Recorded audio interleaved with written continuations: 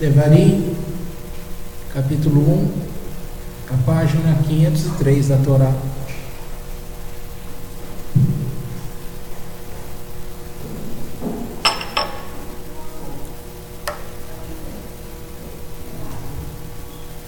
Estas são as palavras que falou Moisés a todo o Israel, de além do Jordão,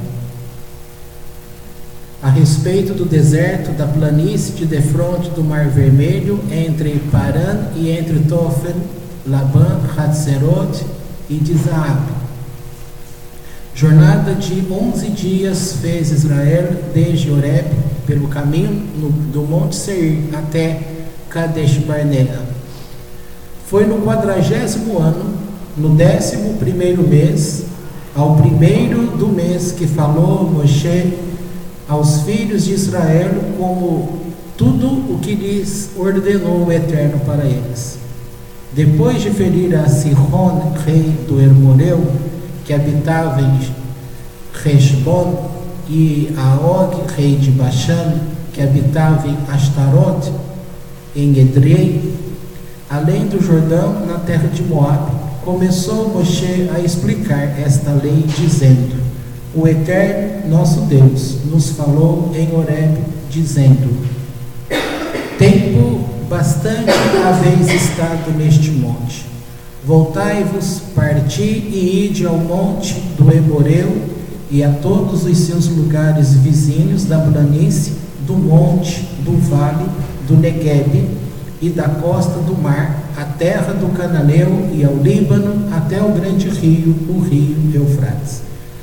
Vejam que lhes entreguei a terra. Ide e herdai a terra que jurou o Eterno a vossos pais, a Abraham, Isaac e Jacó, que daria a eles e a sua descendência depois deles. E eu vos falei naquele tempo, dizendo: não poderei sozinho levar-vos. O Eterno vosso Deus multiplicou-vos, e eis que sois hoje uma multidão como as estrelas dos céus. O Eterno Deus de vossos pais acrescente sobre vós 1000 vezes mais do que sois, e vos abençoe como falou a vós. Até aqui tá bom. Eu havia comentado ontem uma palavra que o Eterno nos disse semana passada, e a semana passada também já tem. Vocês ouviram, duas coisas. A primeira é que foi nos dito na época em que ainda éramos como igreja, e naquela época, hoje a Lu me passou os dados, foi em 2006. Olha quanto tempo atrás.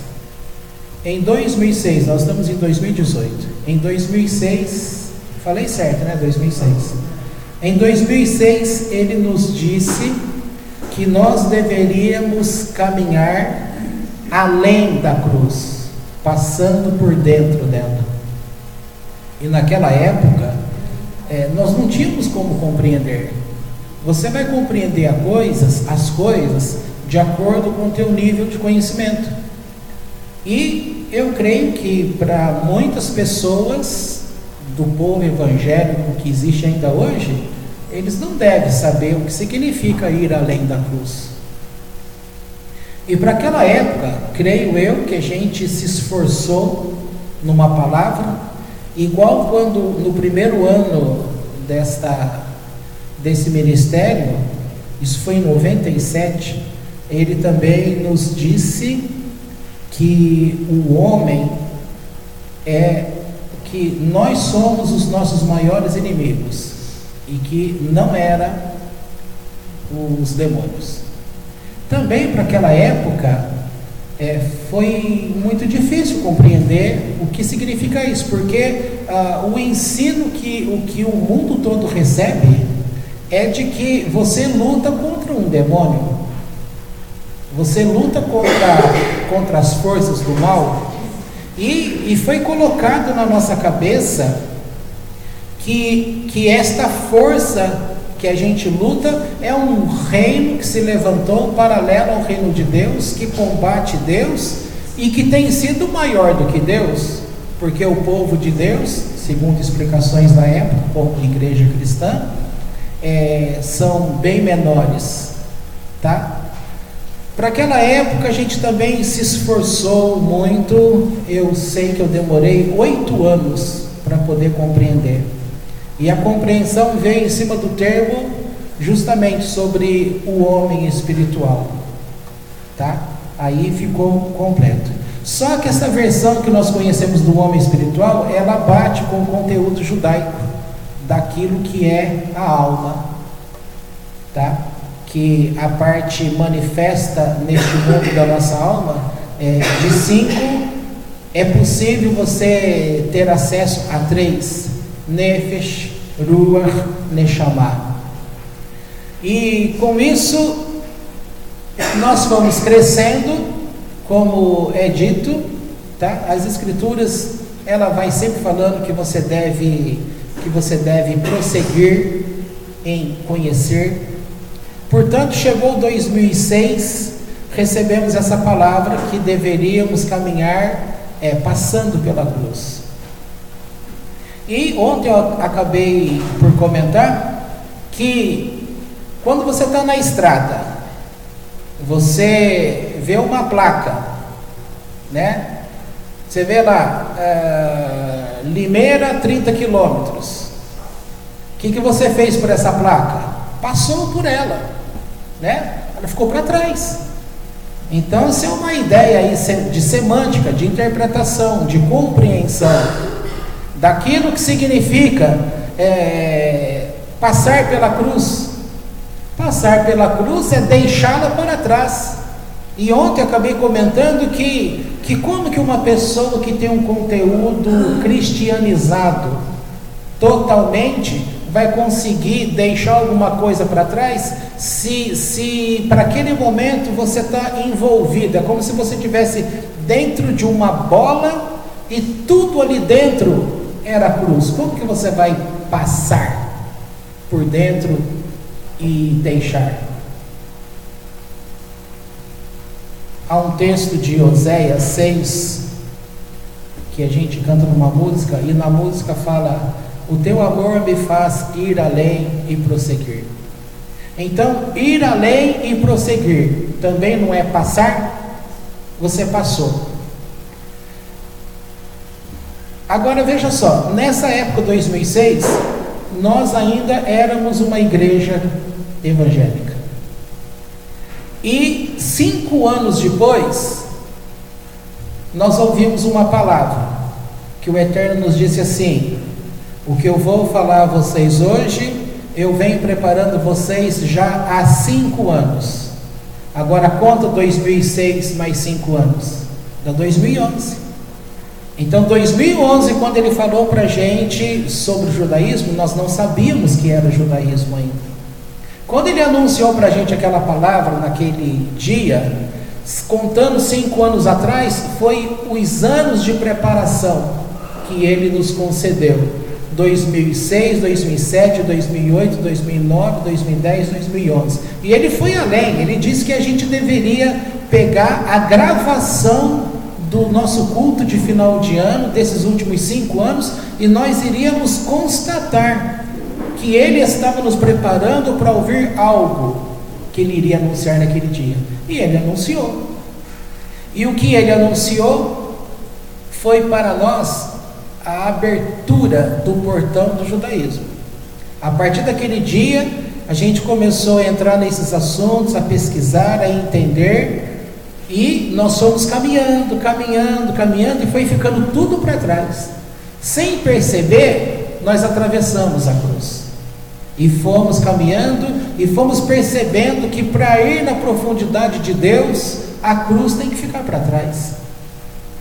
Hoje é muito claro para a gente que o significado da cruz é nenhum. É nenhum para quem conhece o planejamento de Deus nas coisas deste mundo. Agora, quem não tem noção de um ensino judaico, do perfil de Deus, eu tenho batido com vocês nos últimos nos últimos Shabbat. Eu tenho batido aí com vocês que, pelo menos nos 2 últimos Shabbatot,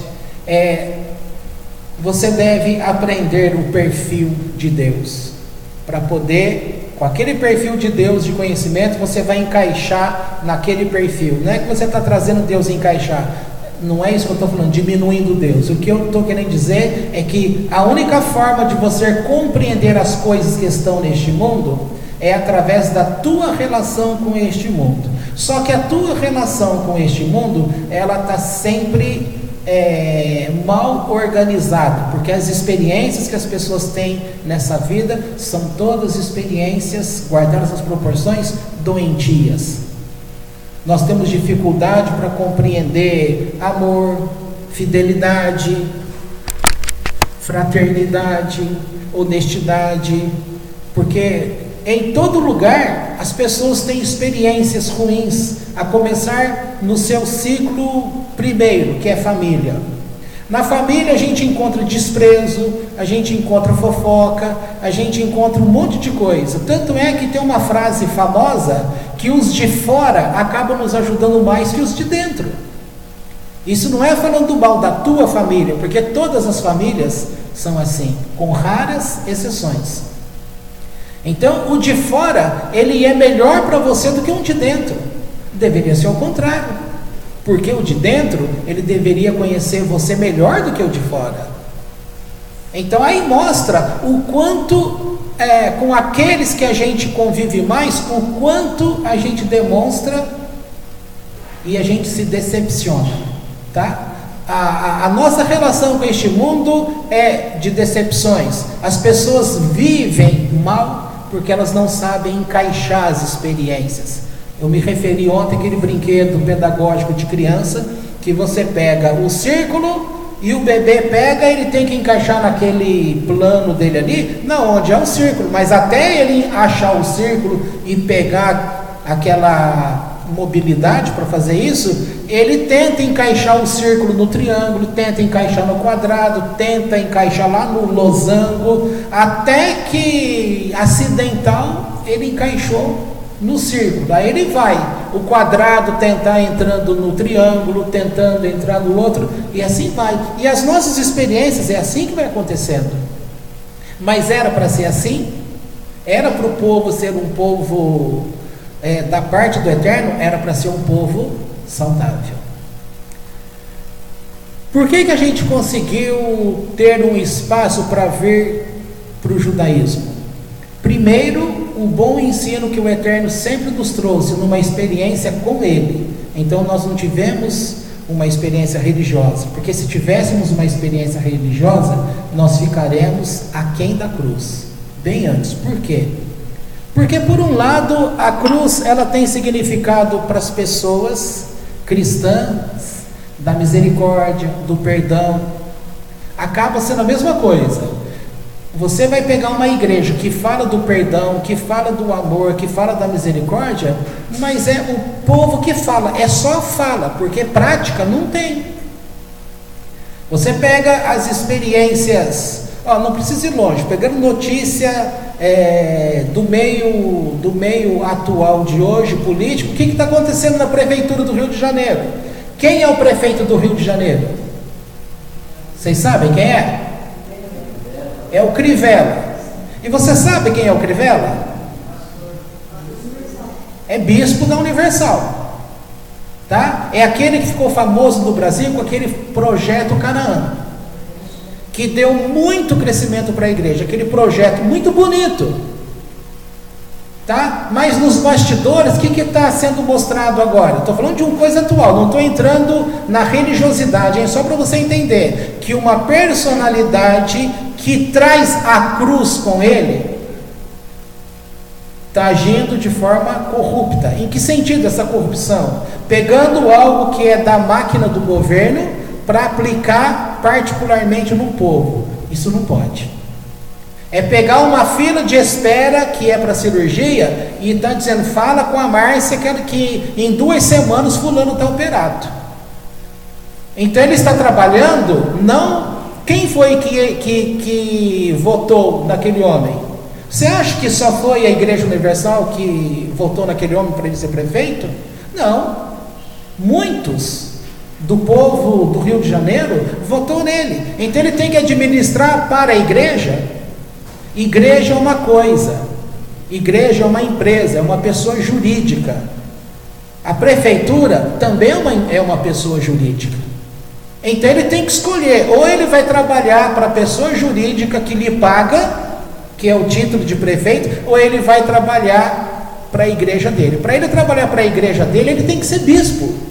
Mas para ele trabalhar na prefeitura, ele tem que ser prefeito. Não dá para ser prefeito e bispo ao mesmo tempo.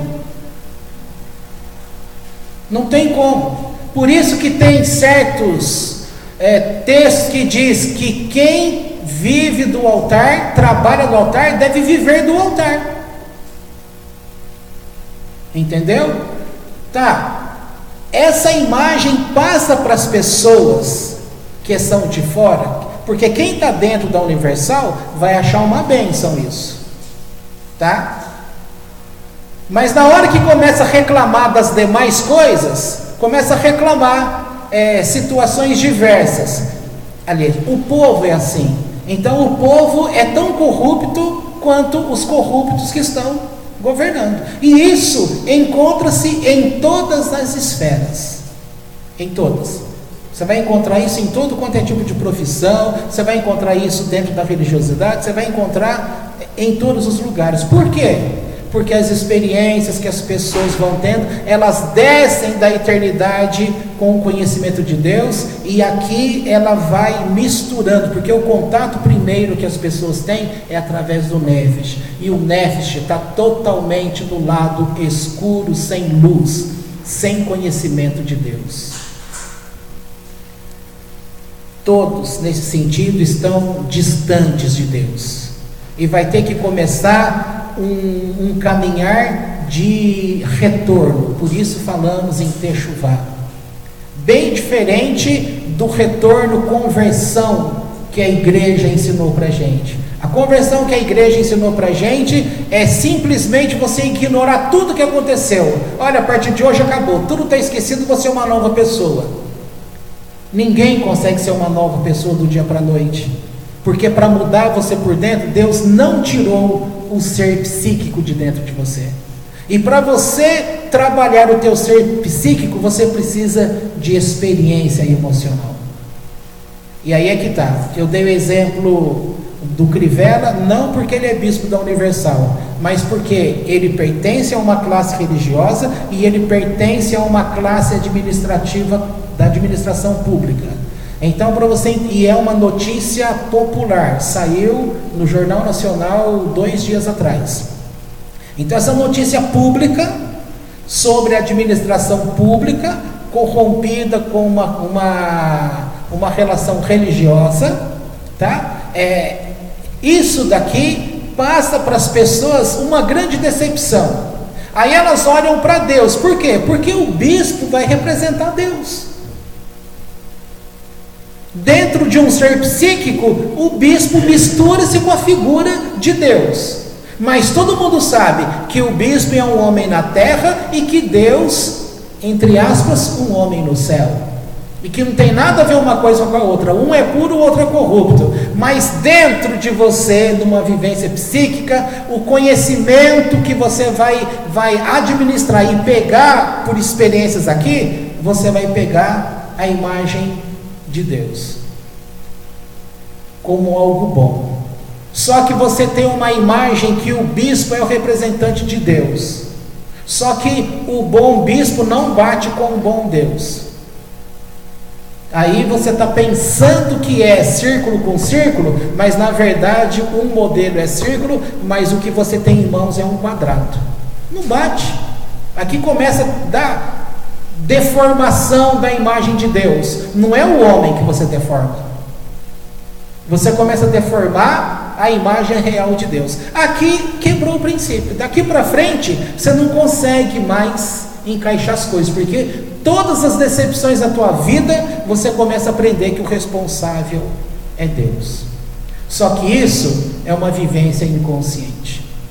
Só que isso está dentro de todas as pessoas. Ao mesmo tempo que a gente generaliza e aplica em Deus, a gente também procura, na nossa parte de consciência, separar as coisas. Tá? E aí a gente pega a experiência familiar. Você vai falar, a minha família é boa, e você briga por ela. Só que na hora que você está sozinho, você fala, a minha família não presta. Mas peraí, a tua família presta ou não presta? É isso que acontece. Por que ela não presta?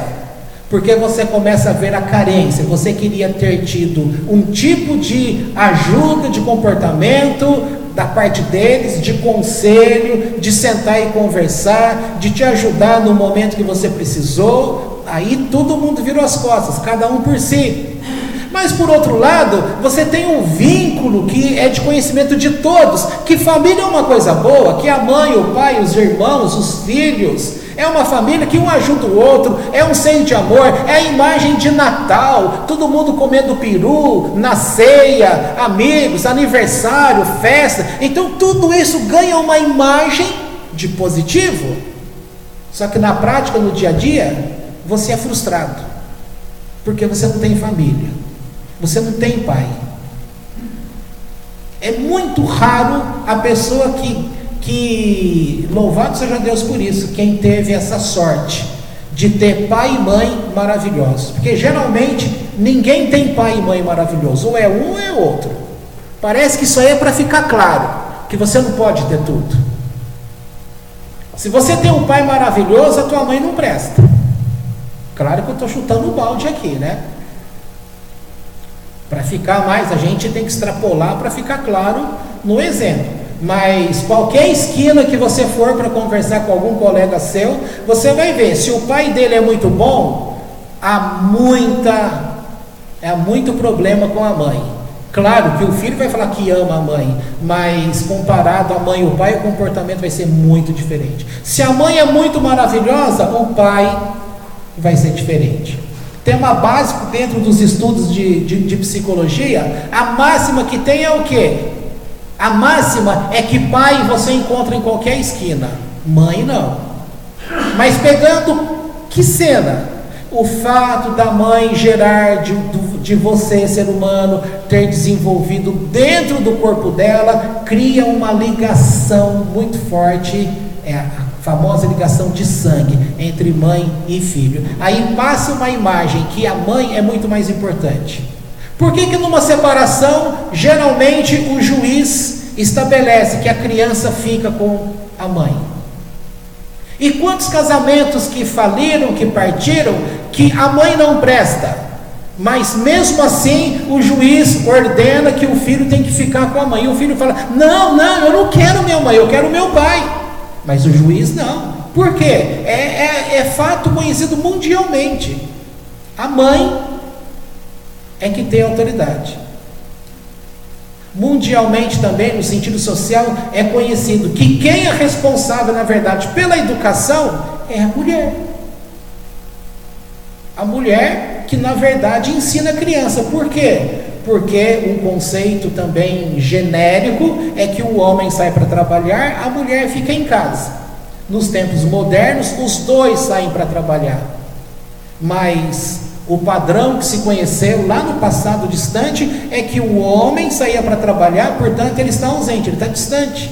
Não sabe o que está acontecendo. E o dia a dia, os momentos da criança, quem cuidava, quem sentia, quem percebia, quem pegava os primeiros passinhos, as primeiras palavras, é a mãe. Quem dava a educação é a mãe. E por isso, provavelmente, gerou a famosa frase que ninguém gosta de ouvir. Alguma coisa errada que acontece com o filho, o pai fala, a culpa é sua, mulher. Por que ele fala, a culpa é sua, mãe? Porque você não soube educar. Por causa desse sistema que eu estou explicando. Agora, como eu estou dizendo, essa experiência que cada um tem com este mundo, distante de Deus, sem conhecimento de Deus, e cada um mais envolvido no seu dia a dia com as suas coisas, então a gente vai pegando, não é que aquilo que é Deus, mas aquilo que falaram para nós que é Deus. Aí você pega uma imagem distorcida, tenta aplicar nele, tudo que é bom, por mínimo de bom que você pega aqui, você consegue aplicar a Deus, porque bom com bom sempre vai dar bom. Não tem como bom com bom dar ruim. Então, você pega uma experiência boa, relaciona com Deus, aplica em Deus, vai dar bom. Vai reforçando para você que Deus é bom. Só que aí que você está pegando de algo que é da terra para colocar nele. Em pouco tempo você vai descobrir que não vai funcionar. Em pouco tempo não. A pessoa às vezes passa a vida inteira, está lá com 80 anos de idade e não descobriu ainda quem é o verdadeiro Deus. Então essa história de falar que passar pela cruz, cristão não vai entender, e a gente malemar entendeu. No dia que falou, não entendemos, na sequência dos dias, dos anos, também não tínhamos entendido, no sentido de pegar aquela fala e tentar destrinchar e explicar. Não tinha como. Mas, na prática do conhecimento com Deus, Deus foi muito misericordioso para com todos nós, e Ele foi nos conduzindo ao judaísmo. E ontem, não sei se foi a Andy ou o Gabriel que tinha me perguntado, que por que esse conhecimento judaico que foi dado a muitas outras igrejas, por que eles não pegam esse conhecimento e não aplicaram para conhecer o judaísmo do jeito que nós fizemos? Se eles partiram, em princípio, do mesmo conhecimento que nós partimos. Aonde está a diferença? A diferença está aqui em todos aqueles que pegaram o conhecimento verdadeiro, que é o judaísmo da parte de Deus, eles não aplicaram em Deus, e não pegaram aquilo como uma base verdadeira para trabalhar em cima daquilo. Eles pegaram aquela pedra e encaixaram, não como uma pedra fundamental para você construir através dela, mas eles pegaram aquela pedra como conhecimento para trazer, para fazer parte da igreja respectiva. Ora, um amigo nosso, não dá nem para falar amigo, agora tem que falar colega, e malemar tem que falar conhecido. Um conhecido que ficava representante de uma determinada igreja, ficava ouvindo as mensagens do Marco Andrade Abrão, quando ele começou com o judaísmo, explicando aquelas coisas maravilhosas lá que ele explicava, isso para aquela época, e aquilo para nós nos ajudou muito como escada para subir, crescer e ir para frente. Hoje a gente não precisa nem olhar o que ele tem ensinado, tá? Hoje a gente já tem, ele serviu como escadinha para que a gente tivesse acesso aos sábios do judaísmo, a literatura, começar a entender a própria literatura, ou seja, a beber na fonte. Mas até beber na fonte você precisava de uma escadinha, e alguém tem que servir de escadinha. Ora, ele serviu para nós? Serviu, foi uma bênção? Foi.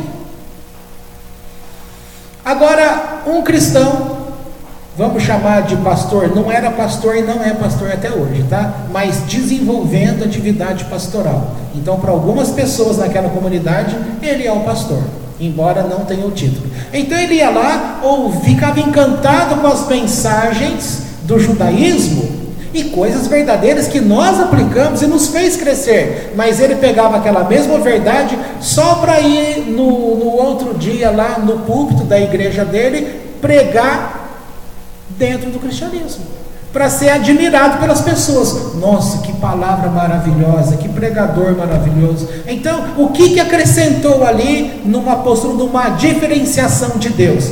Nenhuma. É a mesma coisa até hoje, não houve crescimento. Mas pegou na mão a palavra verdadeira? Pegou. Por que não produziu seus efeitos?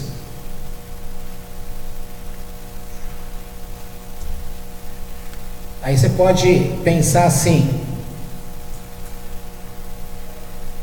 um semeador saiu a semear. Lembra dessa história? E o que aconteceu? O que esse semeador fez? Parte da semente, ele joga a semente e cai em determinados tipos de solo. A semente caiu em solo duro. Vieram as aves do céu, comeram-nas. Outra caiu entre espinhos, crescendo entre mato, falando que as coisas desta vida sufoca e perde. Então isso é todo tipo de ideia para mostrar que o verdadeiro, aquela semente, verdadeiro conhecimento verdadeiro que vem de Deus, as pessoas têm recebido sim. Só que elas pegam e não identificam, porque quando você pega uma verdade de Deus, eu já estou dando a dica, uma verdade de Deus, então eu te pergunto, de quem é essa verdade? Eu já falei, a verdade que vem de Deus, de quem é essa verdade? De Deus. Agora, se é de Deus, está com você, o que você tem que fazer com essa verdade? Devolver para Deus. Mas como que você devolve a verdade para Deus? É ela causando um efeito em você. Aí você devolve para Deus. Aí ele pega aquela verdade, ele falou, olha, isso aqui é meu, que foi para ele, e ele pegou e devolveu a mim, mas eu vou devolver a ele.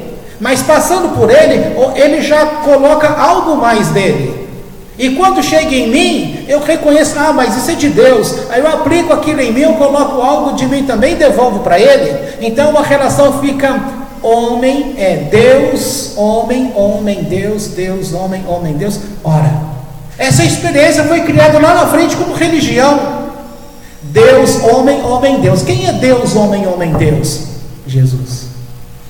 E nesse sentido, Jesus não faz parte do céu, porque está nesse conhecimento que eu estou te dizendo. Pegaram algo que vem de Deus, um conhecimento de Deus, e agiram numa coisa que faz parte da terra. Não vai funcionar. Semente que cai em solo errado. Aí, a pergunta que foi me feita ontem, por que determinados grupos recebem a verdadeira semente, palavra de Deus, mas elas não encontraram o judaísmo, continuam fixadas no cristianismo deles? Justamente a explicação foi essa que eu acabei de dar. Agora, então eu te disse, 2006 o Eterno falou, atravessar a cruz, não é para ficar nela, passa por ela, tem que passar por dentro. Ok? 2011 falou para a gente sobre o judaísmo, mas lá em 2011 também, que ele ligou com 2006, a segunda mensagem que começou a alterar o nosso comportamento foi primeiro capítulo e segundo capítulo de Hebreus. E qual foi a experiência que é dito lá? É dito que eu acabei de explicar há pouco, que aquilo que está no céu vem à terra, você experimenta e devolve ao céu, o céu experimenta e devolve à terra, a terra experimenta e devolve. Então é céu, terra, terra, céu, céu, terra, terra, céu, céu, terra, terra, céu, céu, terra, terra, céu, céu, terra, terra, céu, e assim tem que ser a experiência. Só que os homens na terra, alguém fez uma troca pensada de pegar o céu, terra, terra, céu, pegaram como Deus, homem, homem, Deus. Estabeleceu uma divindade. Agora, para estabelecer essa divindade na terra, por que as pessoas reconheceram Jesus como Deus? Se nunca tivesse havido na história Deus vindo à terra em forma de Deus, assumindo formato, ninguém iria aceitar o Jesus homem, Jesus Deus. Mas a filosofia grega, a mitologia grega já era rica nessas coisas. Você tem o das águas lá, o Deus da água. Qual é o Deus da água? Netuno? Não. Poseidon. Você tem Poseidon. Você tem Hades, que é a simbologia do diabo do cristianismo. Você tem Zeus. Você tem Atena, a deusa da sabedoria. Então você tem Apolo, o deus da beleza. Afrodite, deusa do amor, da luxúria. Então você tem um monte de coisa colocados, e as imagens mitológicas. Você vê um livro cristão, Crônicas de Nárnia, do C.S. Lewis. Aí você olha naquelas imagens e você vê metade boi, metade homem. Você vê o centauro, você vê não sei mais o que, não sei mais o que. Então tudo coisa, bicho que fala, outro que é semideus, outro que é assim, que é assado. Ora, um cenário propício, já foi entrando no homem. Então quando aparece lá na frente e muda a história para Deus homem, Deus encarnado no homem, as pessoas recebem. E aí a cruz, ela serve de uma caixa de prisão, que aprisiona as pessoas com as ideias. Onde é que o ser humano é aprisionado? Dentro de si mesmo, pelas ideias. Você acha que você é livre? Você não é livre. Você é aprisionado pelas suas ideias. Porque pelas suas más experiências, você deforma Deus. E tem gente que entrou neste mundo e saiu deste mundo sem ter a percepção real de quem é Deus. Agora, por este lado, garanto para você uma coisa: você é bem-aventurado. Que valor você dá ao conhecimento que você tem hoje? Nenhum. Você não dá valor nenhum à tua vida. Porque o valor que você dá à tua vida é objetivo, não é subjetivo. Subjetivo é de dentro. Dentro você só traz malefício, você só fala: aí eu não presto, a vida não foi boa. Aí até entrar o conselho de Deus, porque a gente tem medo de Deus. Mas dentro a experiência é de culpa. Então nós culpamos a Deus, nós responsabilizamos Deus. Tudo que acontece com a gente, o culpado é Ele. Logo eu não tenho culpa nenhuma.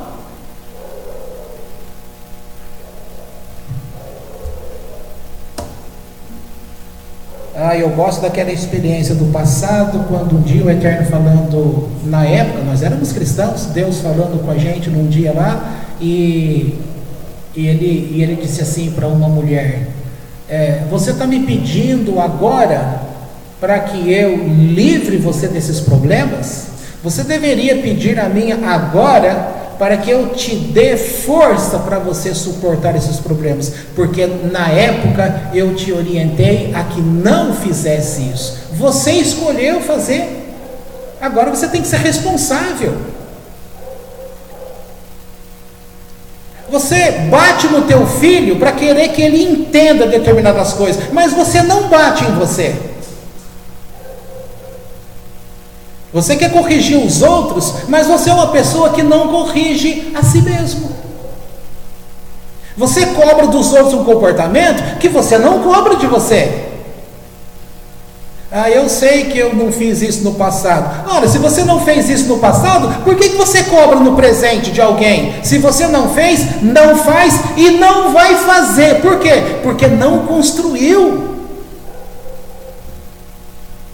Ninguém vira santo porque se converteu, gente. O homem ruim que se converteu no culto do domingo à noite, naquele maravilhoso culto que batizou 1000 naquela piscina da igreja, esses 1000 que batizaram continuam tão perversos como a semana anterior. É uma caiação que colocou por fora, porque na hora que você cutucar, a fera está lá dentro. A fera está dentro de mim, está dentro de você. E o judaísmo, ele ensina você a fazer um confronto com a Torá. Porque a Torá, através dos mandamentos, olha o que o cristão fala: não, Jesus nos libertou da lei, do sacrifício, que não serve para nada. Cada mandamento que se cumpre diariamente, ele tem o objetivo de colocando você diante de um confronto, para você ter alteração dentro de você. A mudança de uma pessoa, a mudança é lá dentro, não é do lado de fora.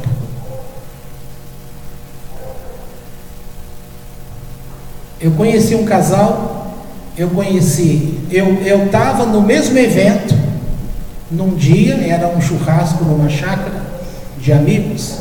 Eu vi o dia que a menina se interessou pelo rapaz e o rapaz se interessou por ela. Só estava manjando lá. Falei, vai dar alguma coisa aí, né? Só fui observando. Em pouco tempo, namoro, amizade. Aí na outra semana, namoro. Depois um vai na igreja do outro. Aí fulano era uma belezinha lá, cantando, tocando no meio do povo. Só que ninguém se preocupa em saber quem é a pessoa. Aí casaram. Primeiros meses de casamento, nossa, mas lá na igreja ele é outra pessoa. Claro que lá no meio religioso ele é outra pessoa. A psicologia sempre explicou que a vida das pessoas é representação de papéis.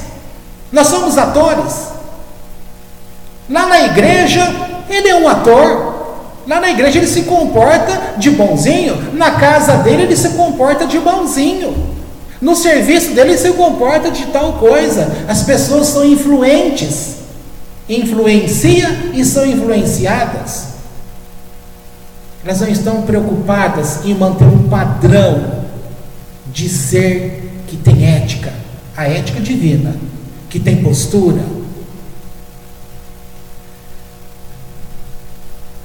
Aí o casamento começa a não dar certo, porque ela casou com o pastor da igreja, mas ela esqueceu que o pastor é a representação de um papel, que na verdade ela casou foi com um homem. E o homem que ela queria não existia na cabeça dela, na fantasia dela. Aí a pessoa vai chorar e vai falar para Deus: Deus, você me enganou. Gente, Deus enganou? Estou dando exemplo assim, para você ver que é assim que você se comporta. É assim que as pessoas se comportam. A gente vê uma pessoa que no nosso padrão, ela é má, ou mais ou menos mal, porque mal todos nós somos. Aí você olha para uma pessoa e coisas boas ocorrem com ela. Ora, isso é clássico na Bíblia. Salmo Terrilim 73, famoso, que Davi fala que ele quase perdeu a presença de Deus em ficar observando os ímpios e vendo que os ímpios prosperam em tudo nos seus caminhos, e que o homem justo só se ferra. Aí ele fala: não é justo, Deus. Você pega o Terrilim, Salmo 31, e vê a relação que ele coloca, a Nefesh, Ruach e Neshama. Você vai ver o relacionamento que ele coloca em cada pedaço aí. Ele mostrando: eterno, eu ando na rua e os meus adversários tentam me procurar para me matar. Toda noite eu faço o meu travesseiro nadar nas minhas lágrimas. Angústia, dor. Mas esse homem é o homem que Deus fala: achei a Davi, homem segundo o meu coração. Você vai falar: gente, está tudo errado. Como que pode que o homem segundo o coração de Deus é alguém que veio a dormir na angústia?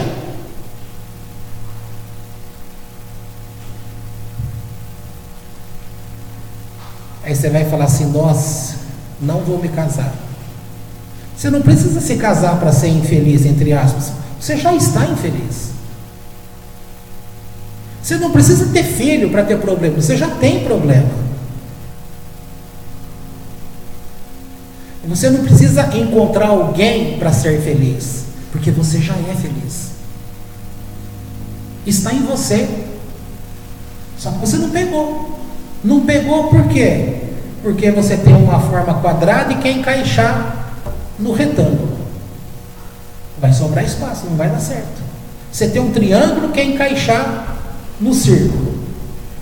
As experiências estão maltratadas. O mundo não conhece Deus. Basta ver os discípulos, não de Jesus, tá? Os discípulos dos sábios. Citei um ontem, que a vida inteira o Rebbe falou, o seu rabino ali, falou sobre o dia da morte dele. O dia que ele estava morrendo, todos estavam ao redor dele chorando. Ele falou: mas espera aí, gente, eu falei para vocês a vida inteira sobre este momento, agora que esse momento chegou para mim, vocês querem que eu me entristeça? Ei, eu estou indo para o eterno. Eu sempre disse que isso é a melhor coisa da vida de alguém. As pessoas estão acostumadas dentro das igrejas a falar: Deus, eu te amo, quero tanto ficar contigo. Aí a pessoa começa a ficar doente para morrer, ela fala: Deus, misericórdia. Aí começa a ligar para as igrejas do mundo inteiro, até para centro espírita, para você ficar curado. Só que se você ficar curado, você não vai ter essa presença. Você sempre desejou ter Deus. Foram poucos homens que, para ter Deus, não passaram pela morte.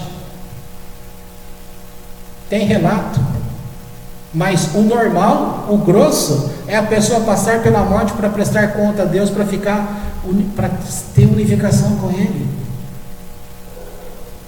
Então nós estamos, como diz o Pirkei Avot, nós estamos acostumados a falar demais, mas agir de menos.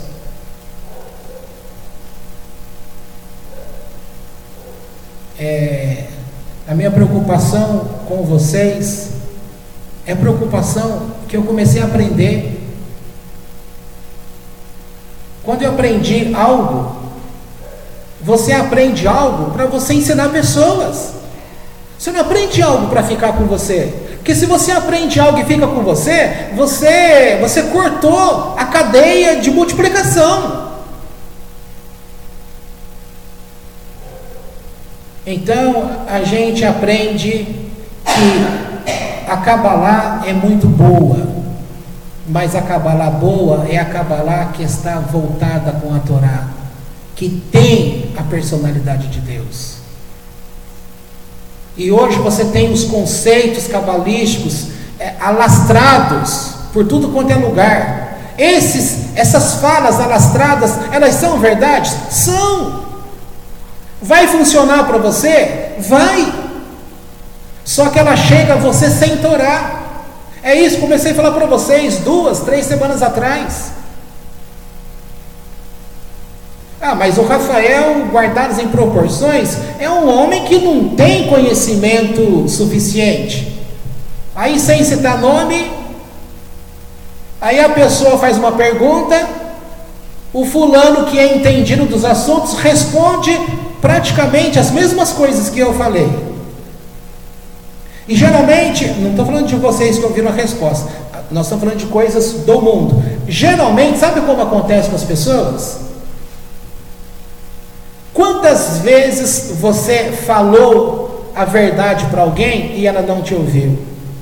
Mas quando uma outra pessoa falou a mesma coisa que você falou, ela foi ouvida. Mas é a mesma coisa, por que ela não te ouviu? Porque ela não te enxerga com aquele potencial. Gente, família é sensacional.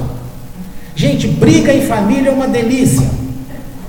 É uma delícia porque na hora que está acontecendo alguma coisa, você vai entrar de árbitro e você fala: não, meu irmão, você não pode pensar assim. Aí ele com, até fazer, até com as patas raspando assim, igual o boi no pasto, e as narinas fazem assim, ó. Ele olha para você e fala: quem é você para falar assim comigo? Você não tem moral para falar comigo? Você não é exemplo para falar isso comigo? Aí a gente, ao invés de Abel, vira Caim. Caim. E você sai chorando, gritando. Por quê? Tomou? É o bichinho do Parmalat. Tomou? Levou na cara. Aí outra frase famosa: quem fala o que quer, ouve o que não quer. Porque na hora que a gente fala, a gente está cheio da razão. Gente, tudo isso que a gente está falando aqui, que eu estou dando um exemplo, o cuidado que o Eterno teve, 2006, vocês têm que passar por dentro da cruz. Dali para frente, ele foi em silêncio. Puxa, como a gente tem que aprender com Deus. Um dia eu levei uma bronca dele e dizia assim: meu servo, como é difícil te ensinar. É para você ficar quieto, mas duro é você segurar essa tua língua e a tua boca, né? Qual é aquele texto famoso lá de da gente, me lembrem aí, estar pronto, pronto para ouvir e tardio no falar. Ele falou: meu servo, você inverte, você está pronto para falar e está difícil para escutar. Então, a gente tem que aprender a escutar, mas para você escutar, aprendi na faculdade. Para você ser professor, você tem que superar uma coisa, a frustração que você vai ter. Porque para você aprender, você tem que superar uma outra força dentro de você. Para a gente aprender, a gente tem que entender: olha, eu não sei. Se eu não sei, eu tenho que aprender com quem sabe. E o duro é a gente assumir que a gente não sabe, porque nós sabemos tudo.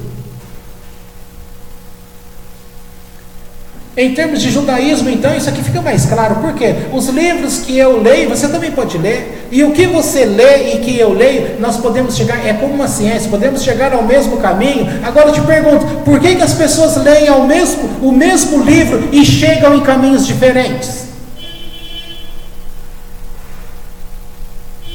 Porque são mais de 3.000 interpretações. Não, nada disso, gente. Porque você leu e entendeu, não como alguém que quer aprender. Você está pegando uma informação para ensinar. Mas para você ensinar, você tem que aprender. E para você aprender, você tem que se rebaixar. Você tem que falar para você: eu não sei. Quando você entende que você não sabe, aí você começa a aprender. E depois que você aprendeu, mesmo que você fala: não, eu não quero ensinar, naturalmente você vai estar ensinando. Naturalmente. E no silêncio que o Eterno fez depois de 2006, nos levou no bico, conforme a gíria popular, nos levou de mansinho. Ele foi acrescentando conceitos que não eram mais cristãos, eram conceitos judaicos, mas que estavam muito próximos da gente. Ele foi colocando conceitos, ele foi pegando texto de Bíblias que foram lançados. Aí lançou a Bíblia completa judaica, do David Stern. É um judeu, só que é um judaísmo misturado com o cristianismo. Mas para aquela época, para nós, era uma luva. A gente pega uma Bíblia daquela, achando: nossa, agora eu vou conhecer tal. Sem perceber, Deus pega um texto aqui, um texto ali, e vai nos educando. Quando deu 5 anos, ele já tinha semeado um monte de coisa em nós. Aí ele vem aqui e abre o jogo. Já há 5 anos eu estou semeando no coração de vocês, para eu poder falar uma verdade. E quando ele falou aquela verdade, ela causou um efeito. E quando nós fomos perceber o efeito daquilo, já não tinha mais como ser um cristão, porque nós não éramos mais cristãos. O Deus que nós tínhamos entronizado como uma experiência do céu que veio na terra, que misturou o céu com terra e virou um Deus homem, o próprio Eterno quebrou.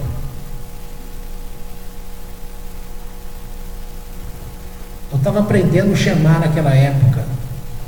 Era coisa mais gostosa que tinha. Você começa a aprender. E eu lembro que eu ficava em casa lá procurando: isso aqui é Deuteronômio capítulo 6, a palavra. Aí eu começava a treinar, eu escrevia a palavra e começava a declarar: Shema Israel. Mas um paciente que eu tive em consultório da presbiteriana, nesse quesito ele sabia mais do que eu, porque ele sempre falava de Shema para mim ali naquela consulta, e eu queria saber: gente, mas o que é esse Shema? Como que ele sabe desse Shema? Eu procurava na Bíblia e não encontrava, não achava. Não, porque o Shema Israel, não sei mais o que, tal. Passou o tempo, eu costumo guardar as coisas aqui no coração, não esqueço. Aí quando chegou, mas lá na frente entrou o judaísmo: Shema, é aquele que ele falava, que causa aqueles efeitos. Aí eu ficava lá olhando: Shema Israel, Adonai Elohim, Adonai Echad. É fácil falar agora, mas nos primeiros dias ali, eu ficava treinando para decorar. Aí eu não conseguia a sequência, tal. Aí fui fazer o casamento da filha do pastor. E aí eu falei: não, eu vou falar do casamento vinculado ao Shema. E quando chego naquele lugar lá, quase que eu desisto, porque eu vi um rapaz que passou com a quipá na cabeça. O que eu conheci de judaísmo? Nada! Passei 2 dias lá treinando aquele pedacinho para falar que o Shema era cantado, que aquele pedaço que está na Bíblia ali, eu ia ler em português e ia falar para eles, isso aqui em hebraico é cantado. Eu ia cantar lá para eles, no casamento. E aí, passa lá o fulaninho com a quipá na cabeça, pronto, falei, eu vou abrir a boca para falar o Shema, depois ele vai me chamar no canto e fala assim, ô pastor, você falou errado, é assim, assim, assado. E aí eu fiquei lá quietinho, e vai para lá e vem para cá, e pensando, faço ou não faço? Faço ou não faço? Faço ou não faço? Aí cheguei à conclusão, que seja o que Deus quiser. Falei, eu vou falar. A gente tem que ter audácia. Se errar, eu aprendo com erro. Aí eu peguei aquele microfone, eu não queria nem fazer aquele casamento. É um casamento que ia ser feito por 3 pastores, cada um ia fazer um pedaço. Eu ia ficar com a última parte, a mais fácil.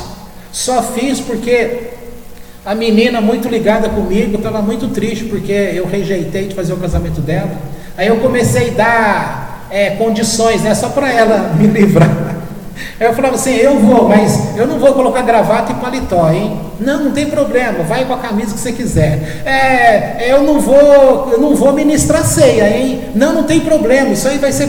Tudo que eu falava ela aceitava, por quê? Porque ela me queria lá. Aí chega naquele dia, um pastor estava lá, e o outro que ia começar a primeira parte, quebrou o carro, não sei o que aconteceu, não foi. Aí entre nós dois ali, o fulano fala assim, olha, começa você e depois você passa para mim. Aí eu comecei a procurar, cadê o que passou? Cadê? Comecei a procurar. Aí estava lá na parte dos músicos. E aí sabe aquele, vamos que vamos. Aí você não pensa mais, porque se você pensar, você desiste. E você pega o microfone, você não está acostumado, aí aquele microfone que você faz, aí aquela vozona alta, aí você tem que, né, respirar fundo, esperar, e aí, e tal, o Shema Israel, e ele assim, ó, Shema, na hora que eu falei, Shema, o fulano não começa a pegar no teclado, eu falei, gente, agora ele vai querer me acompanhar, não vou saber levar a sequência da música do Shema, tô frito. Nem liguei, o Gabriel era pequeno, devia ter quantos anos você tinha lá na época, hein? Uns 7, 8 anos. E aí, falei o Shema. E aí fui falando coisas, fui falando do amor de Deus nos céus que se revela aqui na terra, das coisas. Conheci aquela menina na palma da mão, foi paciente minha, então sabia muito bem o que ela passou para chegar naquele lugar. Sabia muito bem o que significava aquela lágrima descendo no rosto dela. Eu fui falando, na hora que eu fui dar o microfone para o pastor, antes de eu dar o microfone, ele chegou no meu ouvido e falou assim, ai irmão, tá tão gostoso ouvir essa palavra, você continua. E eu acabei sendo fiel na minha palavra, que eu acabei fazendo o casamento dela, mas eu não fiz a ceia eu passei para ele. Tá? Então, aí depois você pensa, poxa, eu ia ferir uma pessoa que me amava. Você percebe o que é honra? A pessoa quer honrar você num momento especial da vida dela. E ela quer dar a você um pedacinho de honra, para que você faça parte de uma história bonita, e você começa a falar, não quero. E você começa a magoar a pessoa. E ela foi aceitando tudo, porque quando você acha que ama, esse acha também entre aspas aqui, porque ama e ama. Aí você vai aceitando, você aceita tudo. Mesmo que você está sendo lesado, você vai se enchendo de dor e você vai aceitando, só para você tentar agradar a pessoa e dar honra à pessoa. Você vai até se mutilando, só que você não sabe que está se mutilando. Você vai descobrir anos mais tarde que você acabou com o teu corpo, acabou com o teu psique. E a pessoa nunca te entendeu. E aí, conforme eu ia falando daquele casamento e explicando aquelas coisas, vai caindo a ficha, né? Eu falei, poxa, era para eu estar aqui mesmo, tinha que ser eu. Mas precisava ter ferido a pessoa tanto em dizer que eu não queria. Sabe por que eu não queria? Porque eu não queria enfrentar a igreja evangélica, porque na minha cabeça eu já estava no judaísmo.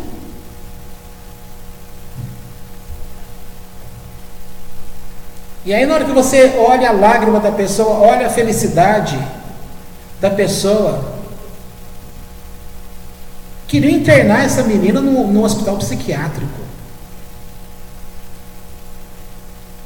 Só eu enxerguei na vida dela que ela não estava louca, que ela estava falando a verdade, que ela estava falando de amor. Sabe por que a gente está aqui nesse prédio hoje? Porque a pessoa também disse, na época só você acreditou em mim. Por isso que a gente está nesse prédio hoje, que acreditou numa pessoa. Passou o tempo aí, já o judaísmo em nós foi crescendo, a gente foi se separando dela. Aí ela foi se separando, sei lá, ano passado. O que eu tinha dito aqui para vocês de um sonho que eu tive, né? Para mim ela estava tão distante que eu falei, nossa, só porque eu virei judeu, acabou a amizade, acabou as coisas. Nem no Facebook falava oi mais, etc, etc, etc. E aí eu tinha tomado a decisão, deixa para lá. Aí um dia eu tive um sonho, e no sonho chegava um recado para mim para ir. Eu era convidado numa igreja, nem sei que igreja que era, se era cristã, se era judaica, nem lembro, sei que era um lugar grande com muita gente ali. Aí de repente me chega um recado ali que na salinha do lado, essa moça estava lá me esperando. Eu pensei, nossa, como que ela soube que eu estaria aqui e como que ela chegou aqui? Eu vou lá para falar com ela, ela disse que ela estava ali esperando há mais de 2 horas, estava me esperando para falar comigo. Na hora que ela sentou e falou aquilo, aí eu entendi, no próprio sonho eu entendi, que o que eu estava fazendo com ela, era deixando ela na sala de espera, isolada. A gente pensa errado sobre as pessoas, e toma decisão achando que a gente está certo, mas a gente não enxerga que a gente está errado. E na minha cabeça, eu estava dizendo que ela se afastou de mim, que ela não ligava para mim, porque eu estava no judaísmo e ela estava no cristianismo. Agora, o amor, ele é cristão ou ele é judaico? O amor é de Deus. Não é cristão nem judaico. E a gente fica tentando encaixar no judaísmo, encaixar no espiritismo, encaixar no budismo, encaixar aqui, encaixar ali. Esse é o nosso erro. Por quê? Porque a gente é tudo separadinho aqui dentro. Nós não conhecemos a Deus. Nós pegamos uma imagem de Deus que a gente colhe e faz dele aqui e tenta acertar nele lá, mas está errado, tem que pegar o que é dele lá. Só que para você pegar o que é dele lá, você tem que ser humilde, você tem que abandonar os teus conceitos, senão você não recebe aquilo que é dele. Porque aquilo que é de Deus confronta aquilo que é você por dentro.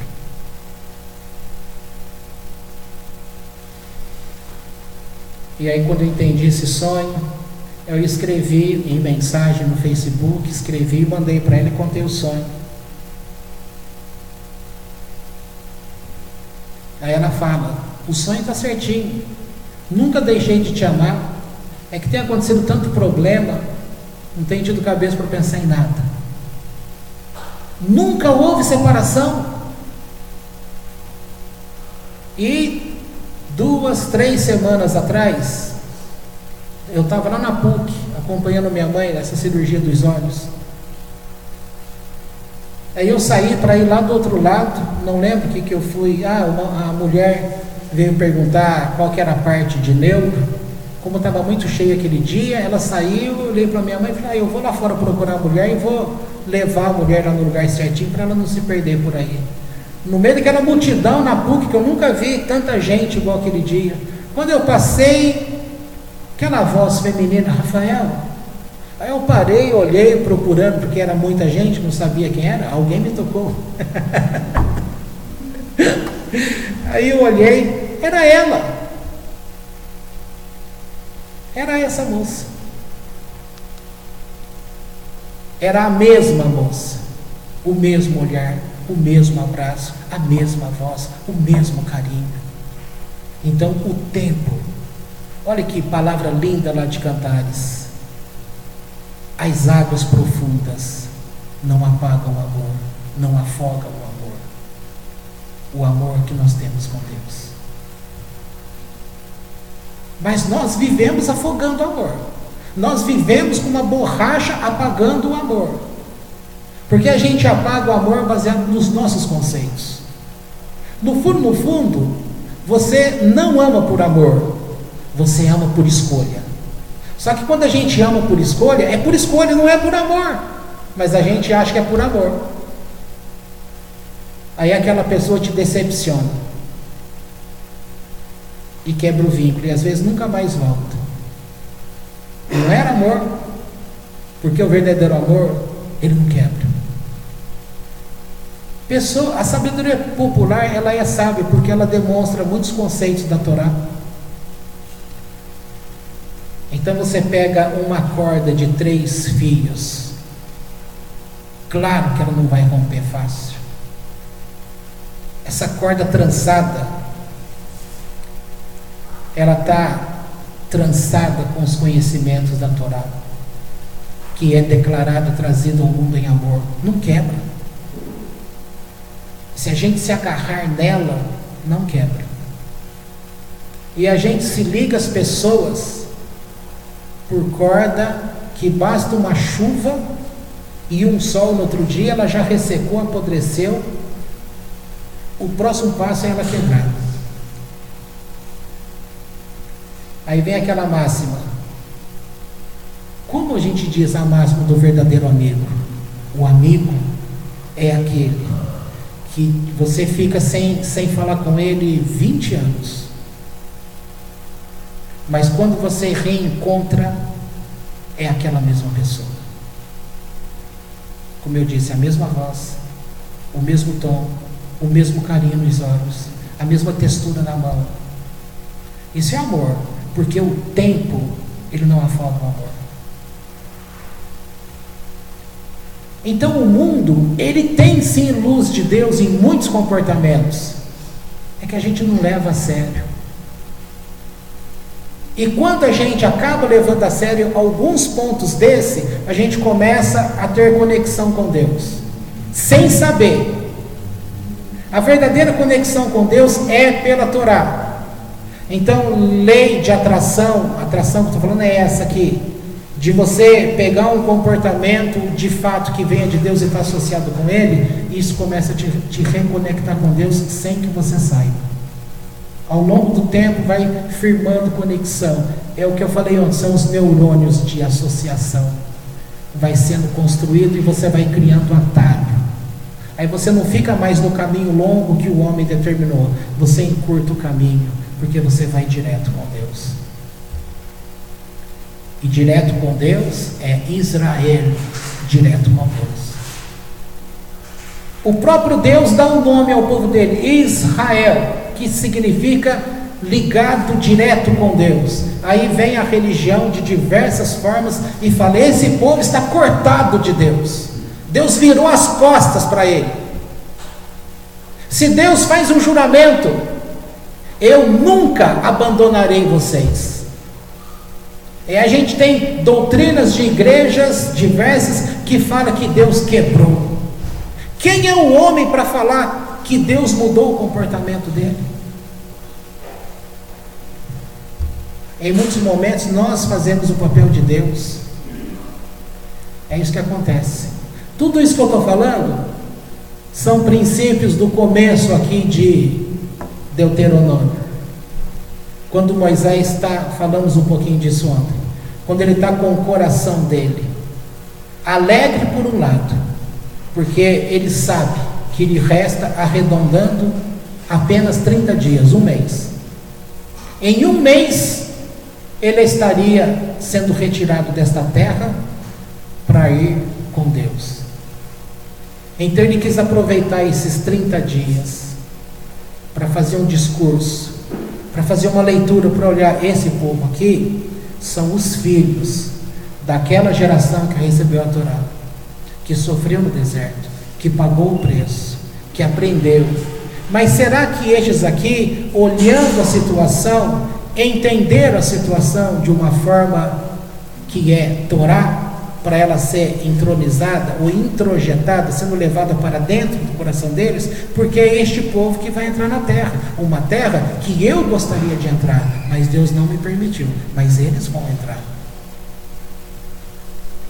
Então ele queria tirar a má impressão, tirar essa má impressão psicológica da dor, porque a dor deforma os teus olhos. Na semana passada eu fiz um relato para você sobre as filhas, as 5 filhas. O pai tinha morrido por quebrar o Shabat. Nós explicamos ali, demorado, porém rápido, dizendo que no primeiro momento elas estavam dizendo: nossa, eles vão argumentar que nós não temos herança, porque o nosso pai morreu por quebrar o Shabat. Quebrou o Shabat é ferido com morte. E ferido com morte é punição. Se é punição, como que vai recompensar aquele que quebrou o Shabat, que deu um mau exemplo para gerações?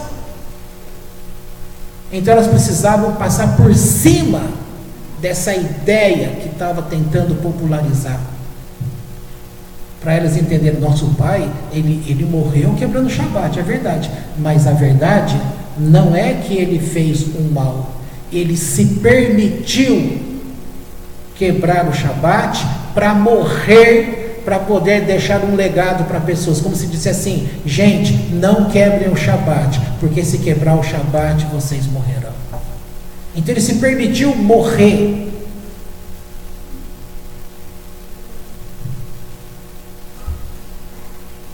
Aí ela foi construindo a verdade, imagens. E aí nós falamos que foi passando por aqueles representantes até que chegou em Moisés, e Moisés poderia ter sido orgulhoso e falado: não, Deus deu essa determinação e vocês não têm direito, acabou aqui para vocês. Mas ele não fez isso. Ele chamou as pessoas que tinham ouvido Deus também. Vocês lembram o que Deus falou? Assim, eu só lembro essa parte como você. Aí depois dessas tentativas que ele vai buscar a Deus. Ou seja, ele se permitiu entender: um dia eu interpretei errado o que Deus falou. Agora eu não vou fazer para o outro o que eu fiz para mim. Errado. Não vou errar de novo. Deus, essas moças dizem assim, assim, assim. Moisés, elas estão certas. Então a partir de hoje, estabeleça como uma regra de lei. Quando acontecer no futuro algo parecido, estabeleça como regra, tem direito. Só que tem o seguinte: lembra essas moças, que para elas perderem a herança de direito, é muito fácil. Basta elas se apaixonarem por pessoas que sejam de outras tribos. Elas vão perder essa herança. Esse trabalho será em vão. Então peça para elas: são livres para se apaixonar, mas se apaixonem por homens da própria família dela, da própria tribo dela, para manter. Nesse exemplo você pode lembrar do de hoje.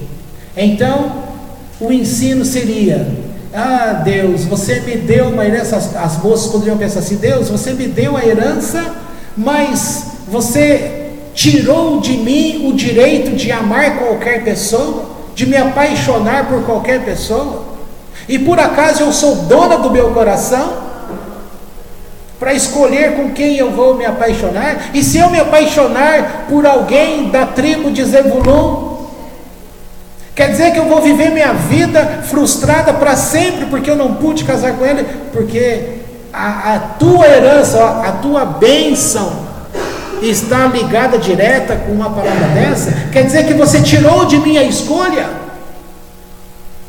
O Eterno, da sabedoria dele, falou: não estou tirando de você a escolha. Eu estou dizendo que você é livre para escolher qualquer um neste pedaço. Gente, é assim que a gente age. A gente fala: Deus, você não deixou o livre-arbítrio para mim. E aí vem a máxima, que a gente nunca escolhe, que Ele que escolheu por nós. Ah, mas se Ele colocou restrição, que é para casar só nessa tribo, então significa que eu não tenho escolha? Significa que o olhar de Deus é abrangente. Ele vê todas as coisas. Ele vê a representação da nossa alma em eternidade, onde a nossa história está completa. E aqui a gente fica limitado só no pedacinho. E você compra a ideia: se eu não escolher esse lado da direita, eu vou ser infeliz pro resto da minha vida. O que você faz com a tua vida? Escolhe ser infeliz pro resto da tua vida, porque foi uma escolha. Agora, para terminar dentro desse assunto todo, eu falei lá exemplo da Universal, lá do algo notório, público, de televisão, então por isso que eu nem tomei cuidado, porque é algo do noticiário comum. Quando eu falei do Crivella, nessas coisas que está acontecendo. Como a Universal é muito grande e os cultos sempre em televisão, as pessoas, mesmo que não estão lá dentro, conhecem um pouco do que eles falam. Quando eles falam, e depois um monte de igreja copiou eles. Hoje tem um monte de igreja que você pode citar nome, que elas alteraram a sua linha de pensamento para ser igual à Universal. Sabe para quê? Para ganhar dinheiro igual à Universal. Foi por isso que eles mudaram. Foi para abençoar pessoas, não. Agora, o comportamento que não é mais só da Universal, que é de um monte de igreja, eles dizem para você tomar atitude e mudar o foco do seu pensamento e determinar uma mudança na vida e agir na perspectiva daquela mudança que vai dar certo. Eu pergunto para você: isso é Deus agindo na vida da pessoa? As coisas dão certo porque Deus agiu na vida dela? Então eu pergunto para você: se não é Deus que agiu, o que aconteceu? Por que muitos colocaram isso à prova e deu certo? Por quê? Como é que você sabe responder que não foi Deus e não sabe responder o que aconteceu? Vocês não sabem. Porque a pessoa tomou atitude, não foi? Bem, qual é o nome dessa atitude? Isso. Trocando em miúdo é a física quântica. Trocando em miúdo é a lei da atração. Trocando em miúdo, você falou ao universo, ele te respondeu. É isso que aconteceu. Trocando em miúdo é uma cabalá sem Torá. Porque embora eles estão falando de Deus, só que não está falando de Deus. Porque eles estão associando a bênção ao pagamento do dinheiro. Você deu a oferta em dinheiro, aquilo vai acontecer. Aí a pessoa dá a oferta em dinheiro, o dinheiro foi um start dentro dela. Para que ela joga os pensamentos, é aquela questão, cérebro, coração, fígado. Para materializar lá fora. Isso é regra de funcionamento que Deus colocou no universo. É esse efeito bumerangue. Você pega e joga, por mais longe que vai, ele vai voltar para você. Então essas palavras, elas poderiam ter sido faladas, não precisava ter sido dentro de uma igreja. Poderia ser numa reuniãozinha na praça ali na Costa Silva. Ia funcionar do mesmo jeito. Poderia ser no intervalo lá no seu trabalho, na quadra que tem ali no seu trabalho, ou na salinha do café, reunir ali em 10 minutos e falar sobre esses assuntos.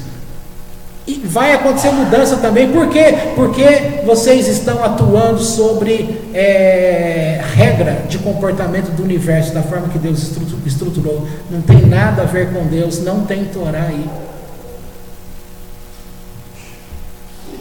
E as igrejas foram multiplicando esse comportamento, elas foram se enriquecendo e tiraram o foco de Deus. Deus virou um foco apenas para se ganhar o dinheiro. Qual é a diferença? Nenhuma, porque a gente, estando dentro da igreja ou fora da igreja, todo mundo age num comportamento obscuro por aqui. Era isso que Moisés não queria. Por isso ele gastava tempo. Você pensa que o discurso é que nem esse aqui, que a gente começou 10h30 e já está dando meio-dia? O discurso dele começava de manhã e até de noite. As pessoas iam dormir, voltavam no outro dia cedo, iam o dia inteiro mais entrando na noite, dormiam e no outro dia. Foi assim. Foram em torno de 36 dias, pegando desde manhãzinha até praticamente de noite, ouvindo. Ele queria que essas palavras entrassem, que elas entendessem. Não vejam que os teus pais morreram nesse deserto porque eles foram de coração duro para com Deus, não. Foi explicado. Porque ele sabia que em pouco tempo as coisas ao redor iriam mudar o comportamento deles. Israel está de pé até hoje. Sabe por quê? Porque muitos caíram, mas nessas quedas sempre tem um grupinho que está ali pagando o preço, que está ali falando as verdades eternas e está fazendo o povo voltar. Na hora que você acha que eles perderam tudo, eles renascem mais fortes que antes. E estão aí, firmes e fortes. Portanto, eu não estou falando mal de igreja evangélica.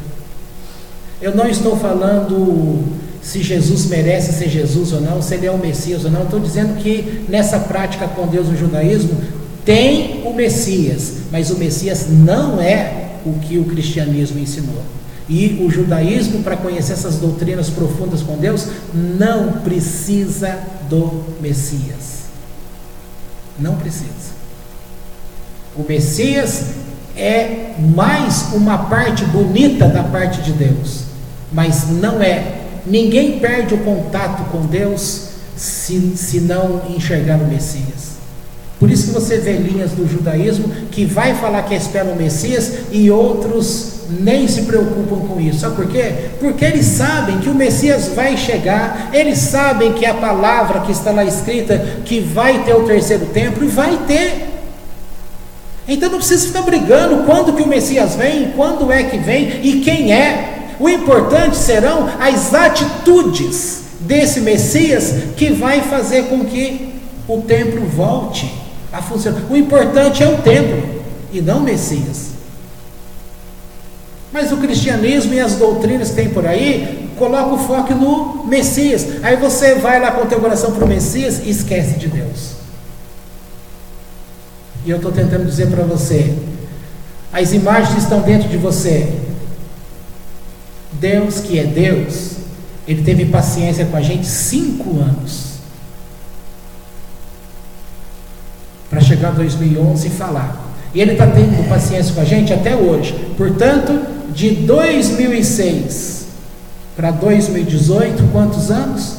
2006, 10 anos. 2016, 17 e 18, 12 anos. Ele tem tido paciência com a gente 12 anos e ainda está nos ensinando para que as coisas fiquem mais fáceis. E a gente, num comportamento nosso de snob, a gente está correndo o risco de aceitar qualquer coisa e falar, não, isso aqui é o melhor para a minha vida. Ué, Deus que é Deus, não tomou essa decisão de supetão para falar que o melhor para a tua vida é em uma semana? Ele já está trabalhando há 12 anos em nós. Por que você vai ter pressa? Tenha paciência com você também. E tenha paciência com os outros também. Quem sou eu para falar de paciência, né?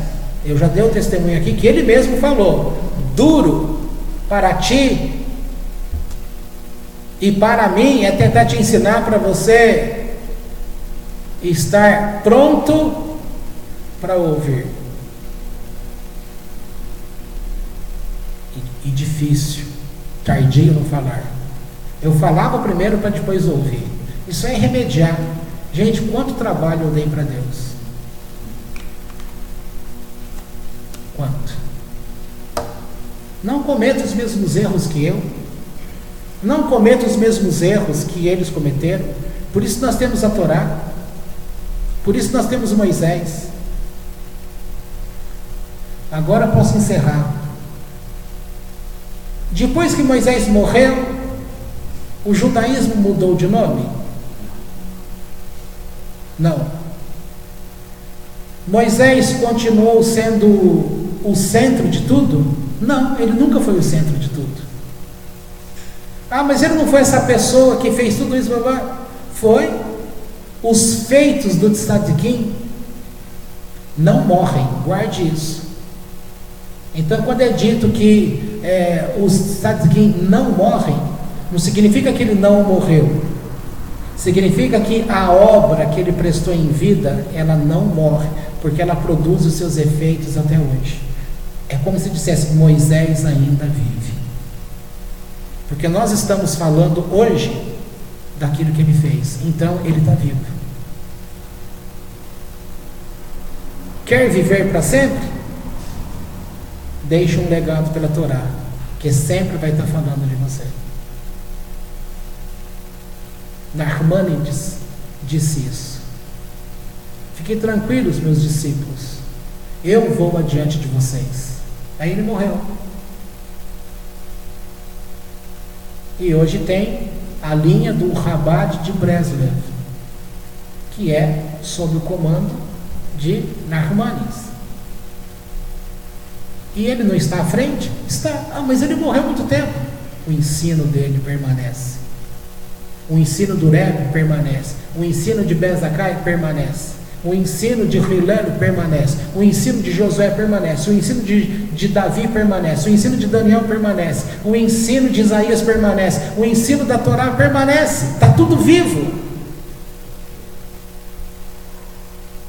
E é aqui que a gente entra. Devemos viver com a Torá para aprender. Tá? Hoje é Tisha B'Av. É o feriado de Tisha B'Av hoje. Sendo o feriado de Tisha B'Av, eu citei ontem, né?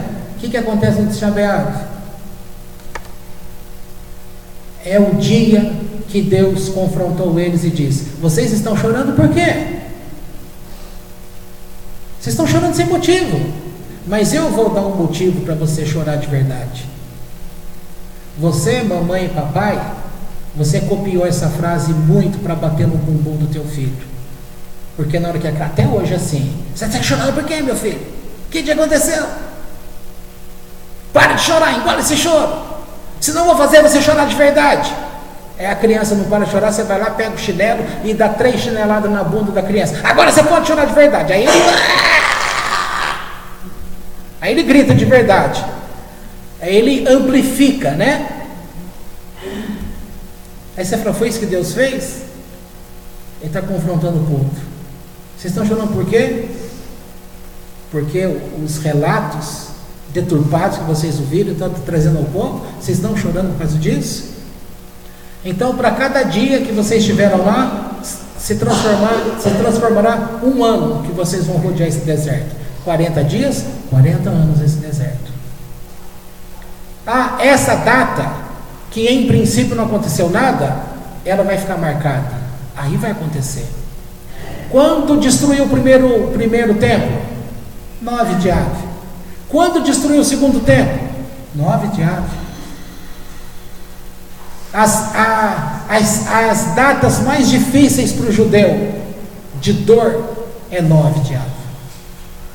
E naquele dia ficou determinado que a cada ano, nesse dia 9 de Av, os homens tinham que deitar na cova. Eles deveriam cavar a cova, deitar lá dentro, porque muitos iriam amanhecer mortos, porque aquela geração tinha que morrer para ficar o legado, para ficar o exemplo.